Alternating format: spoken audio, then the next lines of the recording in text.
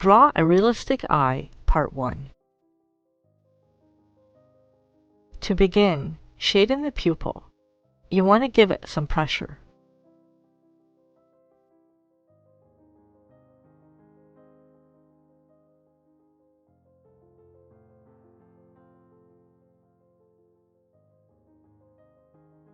I'm also going to shade around the iris.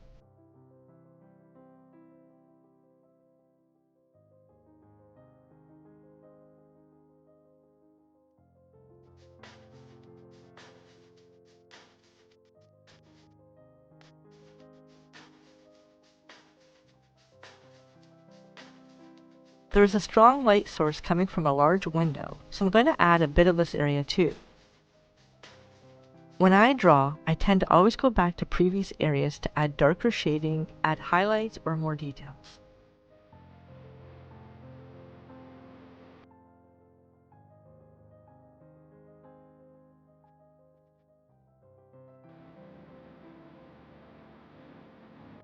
I am using a mechanical pencil to help map out the patterns in the iris.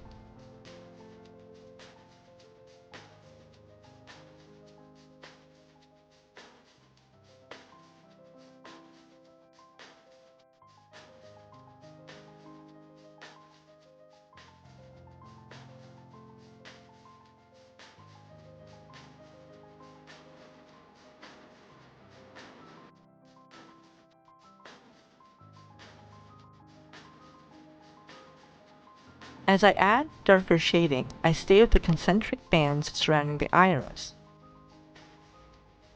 I will map out everything first and then will slowly build it up. Some artists will dive right into the darks, but doing so can create mistakes, especially for those who are beginners. And since I'm always teaching others, I don't want to give out a bad tip that ends up being more difficult to erase or to have to lighten up.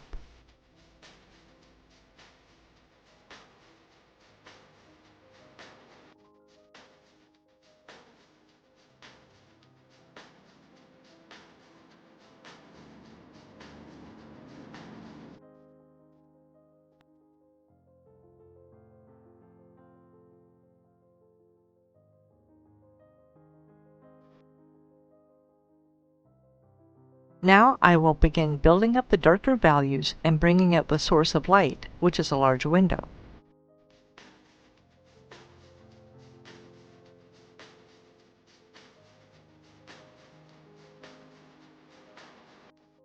I tend to blend using various tools such as blending stumps or tortillons.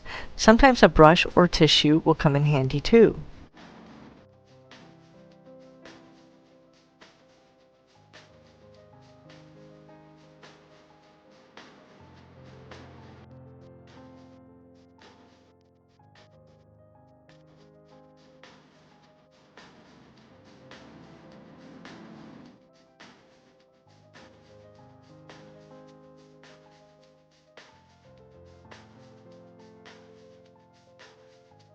Tombow Mondo Zero erasers are great for adding fine highlights.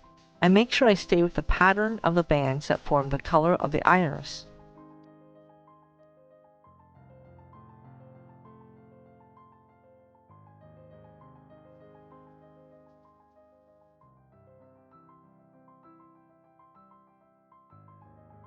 I will go back and forth smoothing out shading and lines using a tortillon.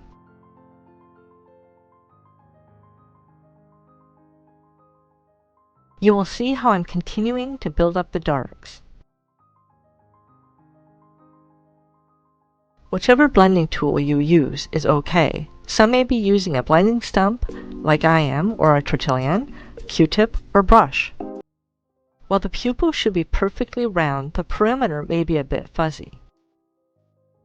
A mechanical pencil has a very fine tip for fine lines, so I will be using this tool as well. You can see how the iris is starting to take shape. Even after shading the lids or adding eyelashes, I may always go back to do touch-ups, adding more dark values or highlights. This is a 3-part series, so stay tuned for the other 2 to complete this eye drawing.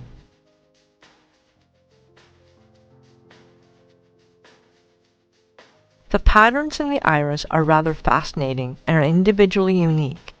There are actually 3 common types of patterns in an iris.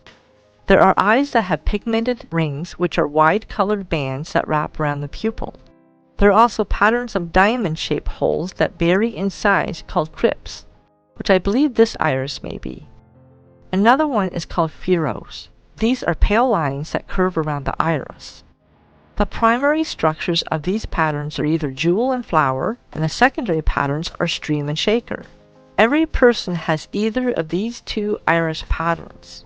The secondary pattern modifies the primary iris pattern. So there you have it, some education about the patterns of the iris.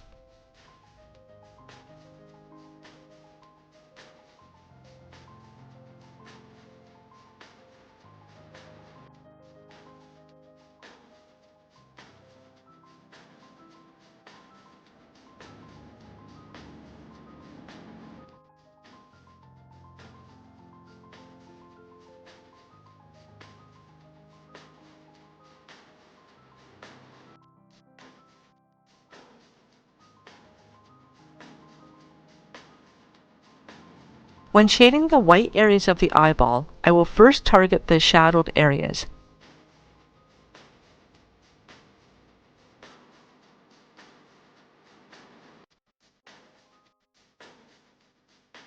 A kneaded eraser helped to blur the edge with a touch of a tissue.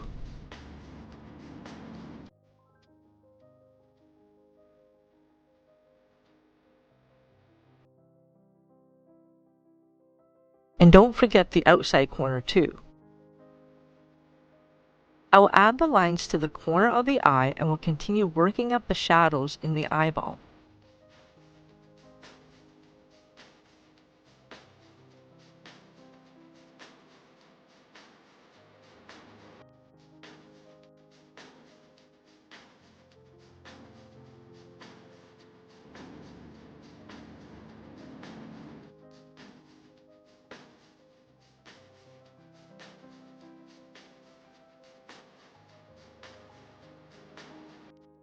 A tissue can help soften tones and are great for this.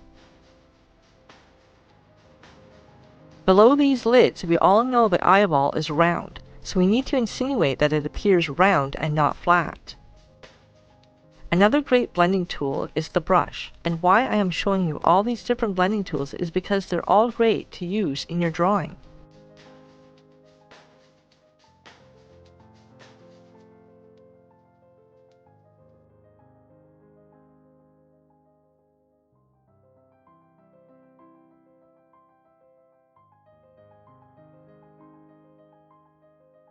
The whites of the eyeball are never absolutely white. There can be fine blood vessels, some invisible to the naked eye. They ensure that the eye is adequately lubricated.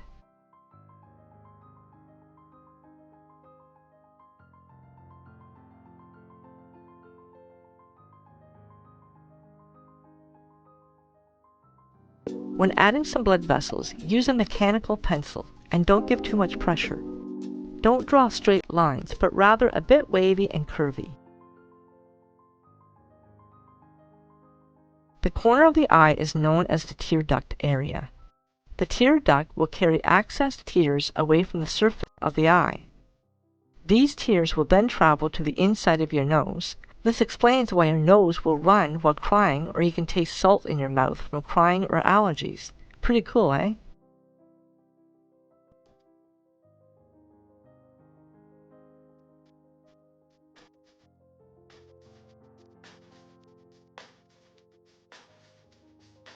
I'm adding a thin strip of highlight at the top of the eye, just below the upper lid. I will try to bring this out brighter later on.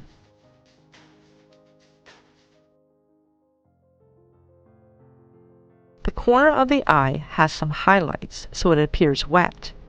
It's important to place the highlight and work around them. Again, I will go back and forth using the pencil and a blending tool to achieve the tones I want to get.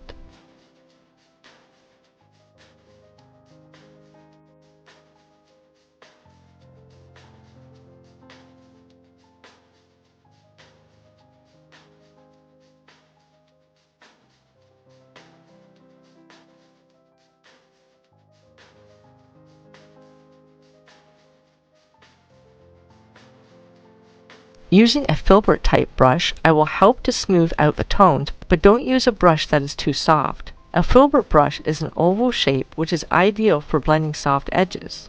Now let's go on to part 2 with shading the upper and lower lids and some skin tones.